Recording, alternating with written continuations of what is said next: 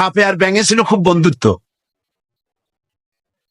ব্যাঙ বলছে সাপ, তোমারে দেখতে খুব ভালো, তেল কুচকুচে, তারপরে তুমি যখন ফনা ধরো তাও দেখতে বেশ সুন্দর, কিন্তু তোমার একটা দোষ, এটা না বলে পারলাম না, নেভার মাইন্ড। সাপ বলল আচ্ছা বলো, কি বলতে চাও?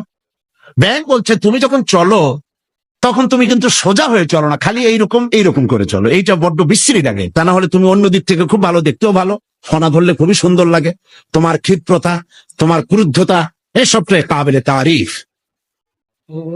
সাপ শুনে বলছে বেয়াদব, আমার সমালোচনা করার এত বড় দুঃসাহস কোথায় পেলি?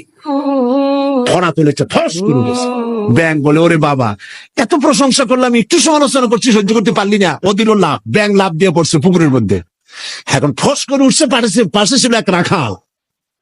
ফস করলো কি, আগায় দেখে যে সাপ, হাতে ছিল হেদায়েতুল্লাহ, বুঝছেন তো কি? বাস বিসমিল্লাহ কই আরম্ভ করছে, জায়গায় শেষ, একদম সোজা।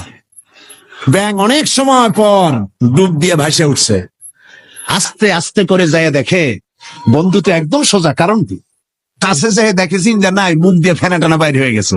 কয় বন্ধু সেই সোজা হইলেন, তবে মুখ দিয়ে ফেনা বাইরে সোজা হইছেন, ফেনা থাকতে আর সোজা হইলেন না। সুতরাং আপনারা ঠিকই ফিরে আসবেন, তবে সহজে আসবেন না, কারণ ক্ষমতা বড় বালাই, এটা দারুণ মোহ। আল্লাহর দিকে ফেরেন। আমরা মানুষকে দাওয়াত দেই কোরআনের দিকে। কোন দিকে?